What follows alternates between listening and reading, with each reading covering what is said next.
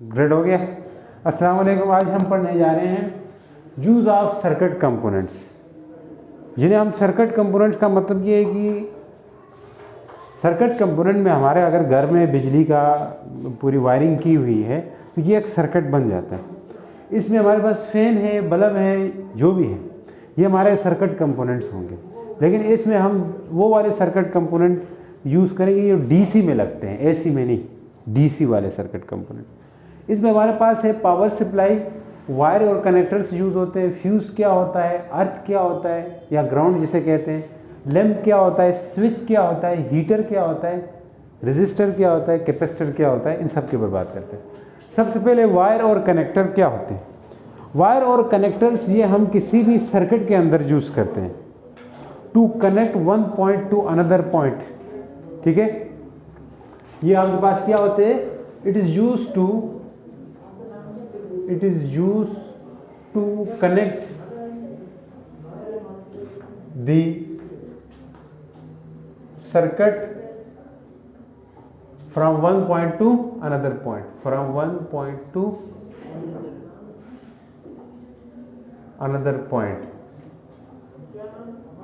एक पॉइंट से दूसरे पॉइंट को कनेक्ट करने के लिए इस्तेमाल करते हैं, या इसको कनेक्टर्स को यूज करते हैं एज ए ब्रिज के तौर पर। कैसे, मान लो एक वायर ऐसे आ रही थी, आप एक वायर लेके जाना है, इससे इसके ऊपर से लेके जाना, हम यहाँ कनेक्टर लगाएंगे ऐसे, फिर ऊपर लेके जाएं तो ये कनेक्टर होगा, जो कनेक्ट कर रहा हो। ठीक हो गया। तो कनेक्टर का काम क्या होता है, ये एज ए ब्रिज के तौर पे भी काम करता है या सर्किट के एक पॉइंट को दूसरे पॉइंट से कनेक्ट भी करता है, तो इनको कनेक्टर कहता है। और ये यूज़ होते हैं हमारे पास किसी भी सर्किट के अंदर। ये एक कंपोनेंट है सर्किट का, इलेक्ट्रिकल कंपोनेंट। कॉल आ रही है? अच्छा, अब बात करते हैं पावर सप्लाई। पावर सप्लाई जिसे हम बैटरी या सेल कहते हैं, ठीक है, it is the electrical energy source. ये क्या होते हैं, पावर सप्लाई की डेफिनेशन क्या करेंगे, इट इज अ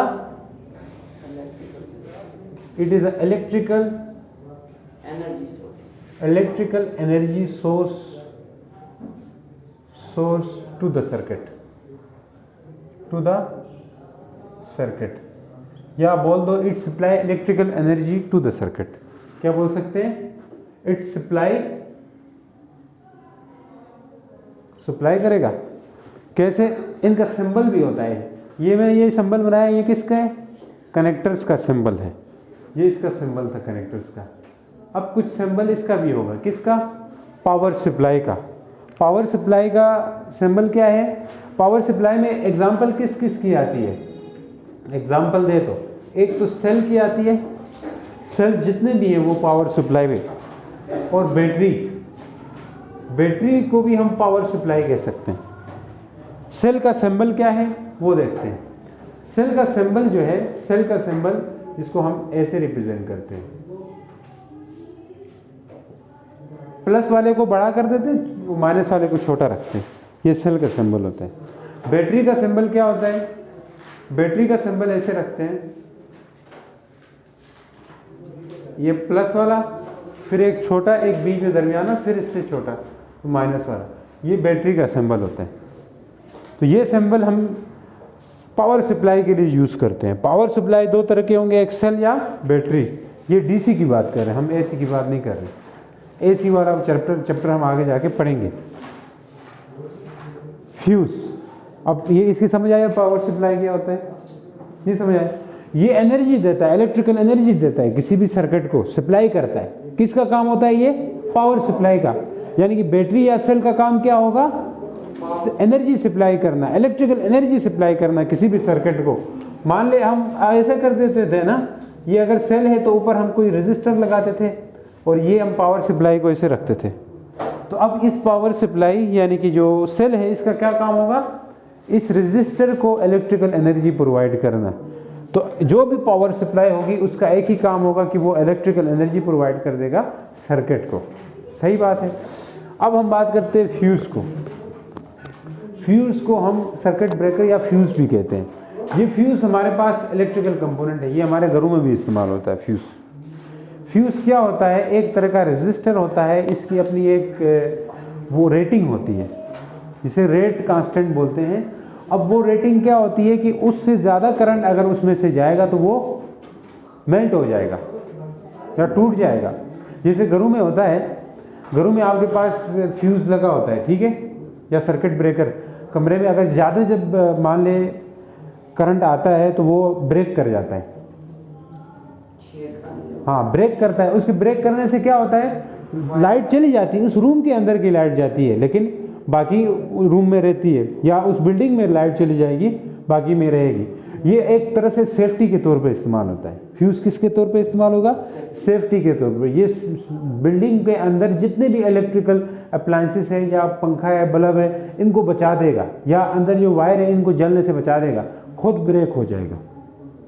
तो ये एक ऐसी डिवाइस है जो मेल्ट हो जाती है जब भी एक्सेसिव करंट फ्लो करे सर्किट के अंदर। ऐसी डिवाइस जो मेल्ट कर जाएगा, ब्लो कर जाएगा जब किसी सर्किट में से एक्सेसिव करंट फ्लो करे, तो उसे हम क्या कहेंगे, फ्यूज कहेंगे। फ्यूज की डेफिनेशन क्या बन जाएगी इस हिसाब से, it is a device which blow या विच melt when there will be a excessive current flow through a circuit। जब किसी सर्किट के अंदर में से एक्सेसिव करंट मतलब ज़्यादा अमाउंट में करंट फ्लो करेगा तो उसके बदले में वो जो फ्यूज़ है वो क्या हो जाएगा, उड़ जाएगा, ब्रेक हो जाएगा। दूसरों को इसका क्या काम होगा, अंदर वाले जितने भी आपके अप्लायंसेस हैं घर में इस्तेमाल हो रही है, या जो वायर है इनको जलने से बचाएगा, बिल्डिंग में आग लगने से बचा देगा। फ्यूज़ का सबसे बड़ा काम ये है, अपनी कुर्बानी देगा, ठीक है, बाकियों को बचा लेगा। तो फ्यूज़ की एक रेटिंग होती है, ठीक है।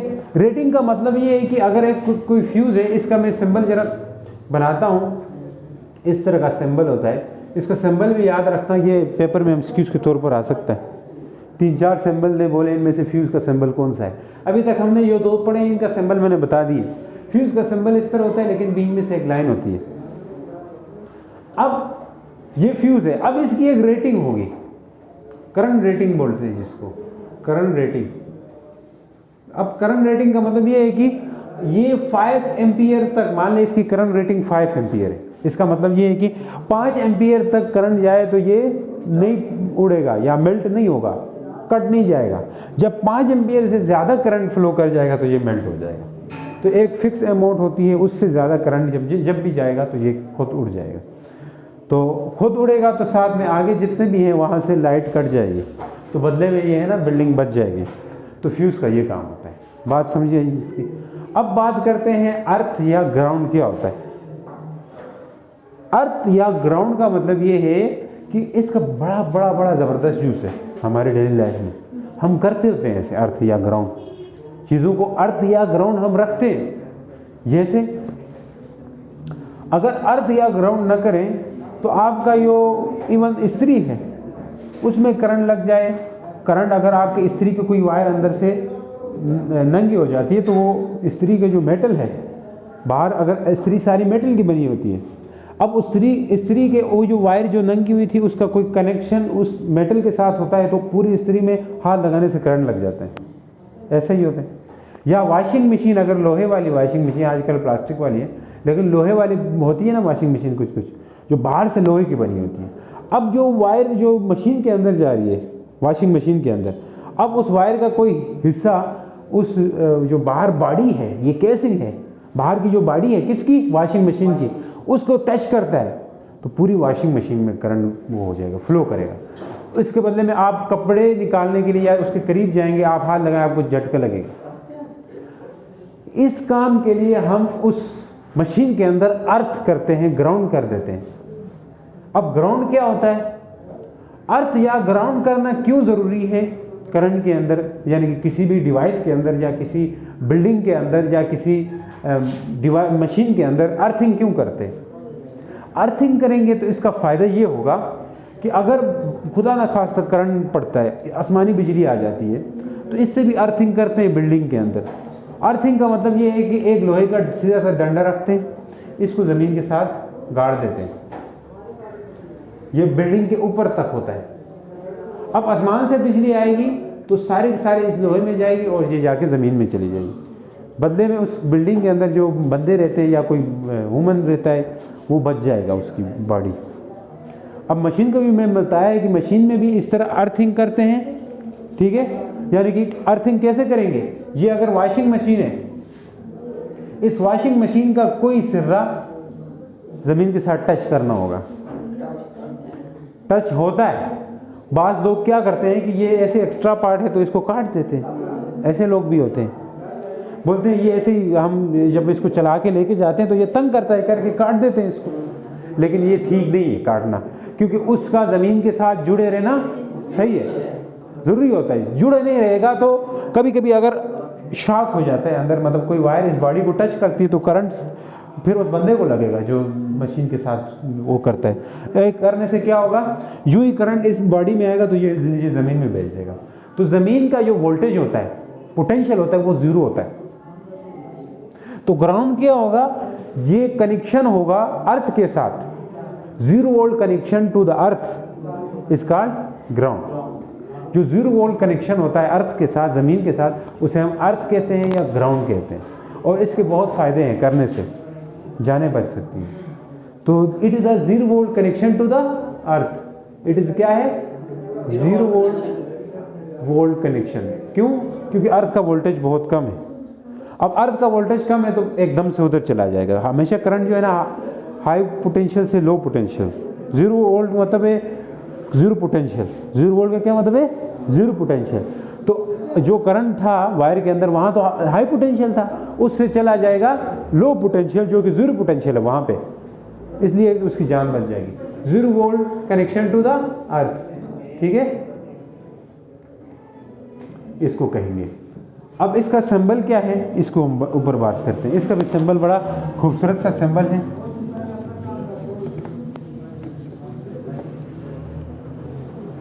इसका सिंबल इस तरह का होता है, एक वायर लाते हैं, इस तरह एक कम करते जाते हैं, तो ये ग्राउंड का सिंबल होता है। सही हो गया, ग्राउंड का सिंबल याद रहेगा। अब हम बात करते हैं लैंप के ऊपर। लैंप क्या होता है, लैंप का सिंबल बिल्कुल आपका जो वो है बल्ब है उस तरह का ही होता है, लेकिन ऐसे होगा गोल और इसमें एक क्रॉस होगा, ये लैंप का सिंबल होता है। अब लैंप की डेफिनेशन कैसे करेंगे, it is a device which convert electrical energy into light energy. इसकी लिखने की जरूरत नहीं है, जो देखते हैं वीडियो वो लिख लो, ठीक है। It is a device which convert electrical energy into light energy. Electrical energy किसको मिल रही है, लैंप को मिल रही है। बिजली वाले लैंप नहीं होते, तो हाँ, बल्ब अलग चीज़ है ना। तो इलेक्ट्रिकल एनर्जी को किस में कन्वर्ट कर देगा, लाइट एनर्जी में, तो इसे हम लैंप कहेंगे।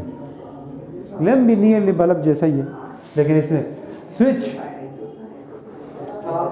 ये क्या करता है, करंट को स्टॉप करता है या एलो करता है, to move in a circuit, to flow in a circuit. It is device which allow the current to move in a circuit और stop the current to move in a circuit.